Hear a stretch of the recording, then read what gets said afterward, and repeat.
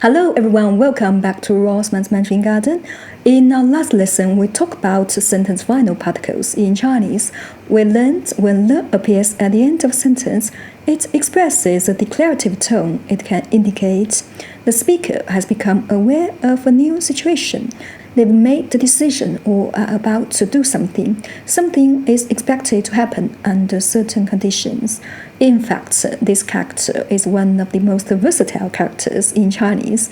Besides functioning as an aspect particle and a sentence final particle, it can also be used as a content word, a verb, or an adjective. Because it is so versatile, most native speakers simply get used to it and can't explain its different uses clearly. In this lesson, let's systematically review the usages of this seemingly simple yet ubiquitous character.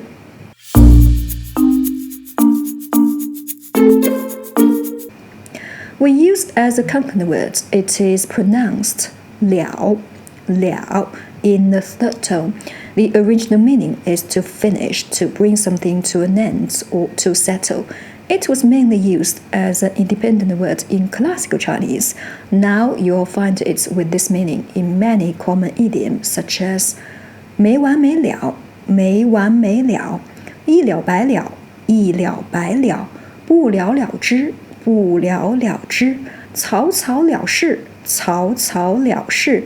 In all of these expressions, liao carried the original meaning of to finish or to bring something to an end. In modern Mandarin, we usually use it as a morpheme forming two-syllable words. For example, 了结,了结,这件事情今天必须做个了结。这件事情今天必须做个了结。了断，了断。你和他之间是没有结果的，趁早了断。你和他之间是没有结果的，趁早了断。You probably know this colloquial Chinese phrase, 了不起,了不起, which means marvelous, brilliant, or great. For example, 你做了一件了不起的事，你做了一件了不起的事。那是一个了不起的人，那是一个了不起的人。There seems to be a logical jump here. 了 actually means to finish. 不起, a complement after verb, means one cannot afford or is not able to do something. Why does it mean marvelous? Perhaps the idea is something is so great that you can't bring it to an end. In some phrases, it is also used as an adjective, meaning clear, fully understood, or completely known. The logic is actually quite intuitive. Once you've completely dealt with something, you should also understand it thoroughly. That's how this meaning developed. For example, 一目了然,一目了然。这件事的原因一目了然，这件事的原因一目了然。了如指掌，了如指掌。经过半年的调研，我已经对这家公司的基本信息了如指掌。经过半年的调研，我已经对这家公司的基本信息了如指掌。In everyday Mandarin, 了 is often used together with 的 or 不 placed after verb as a complement. In this pattern, it still keeps the original meaning of to finish, so it's still pronounced 了, not 了. This construction expresses whether someone is able to complete an action, cope with something, or bear something. For example, 你吃得了这么一大碗面吗？你吃得了这么一大碗面吗？吃不了，吃不了。这件事你做得了主吗？这件事你做得了主吗？做不了，做不了。天气太热了，我受不了了。天气太热，我受不了了。Look at the last sentence, which contains two instances of this character. The first one, 你受不了, is pronounced 了. It has a concrete meaning, to be unable to endure or bear something. The second, at the very end of sentence, is pronounced 了. It's the sentence final particle expressing the speaker's attitude.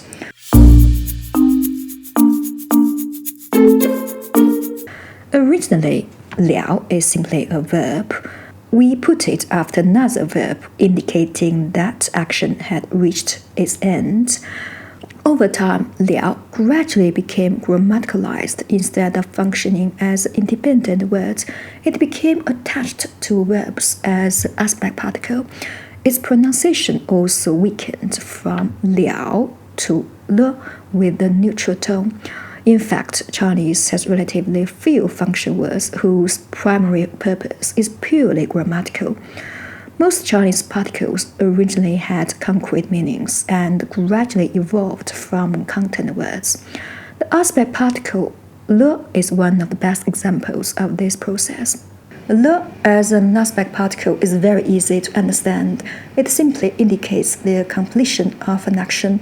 The action may have already been completed, but it can also be completed in the future or in a hypothetical situation.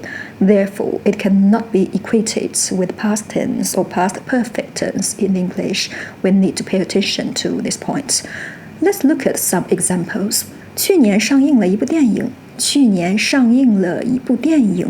我下午先去了公司，下了班之后去了趟银行，然后跟几个朋友吃了顿饭。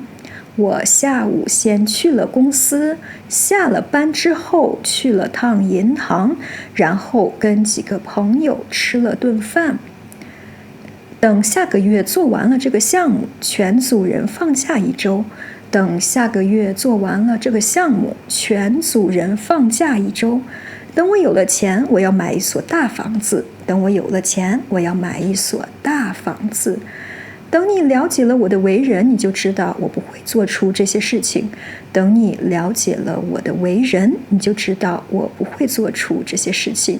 If there is a time or quantity complement after the verb, the aspect particle 了 must be placed before the complement. For example, 想了一会儿，想了一会儿，哭了一场，哭了一场，喊了两声，喊了两声，打了一巴掌，打了一巴掌，走了过来，走了过来。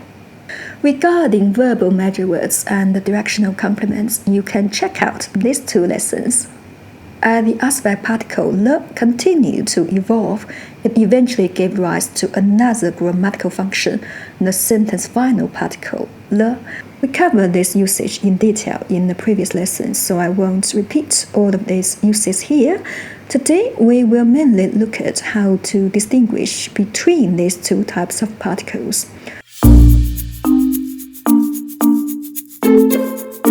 The easiest way to distinguish them is by their position in the sentence. If the verb is followed by a complement, the aspect particle 了 comes before the complement. The sentence final particle 了, on the other hand, always appears at the end of sentence. Compare these pairs. 他来了两次，他来了两次，他来两次了，他来两次了。他走了过来，他走了过来，他走过来了，他走过来了。Another useful clue is whether the sentence contains a time reference or a condition. When it marks the completion of an action within a specific time frame or condition, it's usually the aspect particle. 等我有了钱，给你买一枚钻戒。等我有了钱，给你买一枚钻戒。Here, 等 introduces a condition. Having enough money is a state that will be reached under that condition. So, 了 is the aspect particle. 如果他去了，你去不去？如果他去了，你去不去？ Again, 如果 establishes a condition is the aspect particle. Now look at these examples. 我等不到你有钱了，我等不到你有钱了。Here, 了 expresses the speaker's attitude towards the situation. The sentence carried the meaning, I've reached my limit, I can't keep waiting. 我不去了，我不去了。I'm not going is a decision. 了 is a sentence final particle rather than an aspect particle. Look at the predicate. There's one final shortcut. The aspect particle 了 can only follow verbs because it marks the completion of an action. The sentence final particle, however, can be used in descriptive and judgment sentences, where the predicate can be an adjective or the verb 是。For example, 你已经不是一个小孩子了。你已经不是一个小孩子了。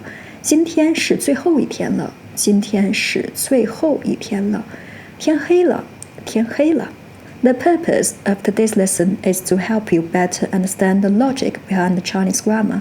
In fact, without some background in linguistics, most native Chinese speakers wouldn't be able to clearly explain the different uses of this character, even though they use it perfectly every day. So don't worry too much about identifying which grammatical category it belongs to in a sentence. Extensive reading, listening, and practice will always be more effective in learning a language. Alright, that's all for today's lesson. Thank you for watching.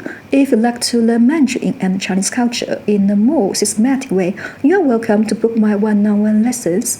You can also download free Mandarin learning materials from my Ko-fi page. If you have any questions, feel free to leave them in the comments. If you enjoyed this video, please give it a thumbs up and subscribe. Your support means a lot to me. I'll see you next time. Bye! Bye!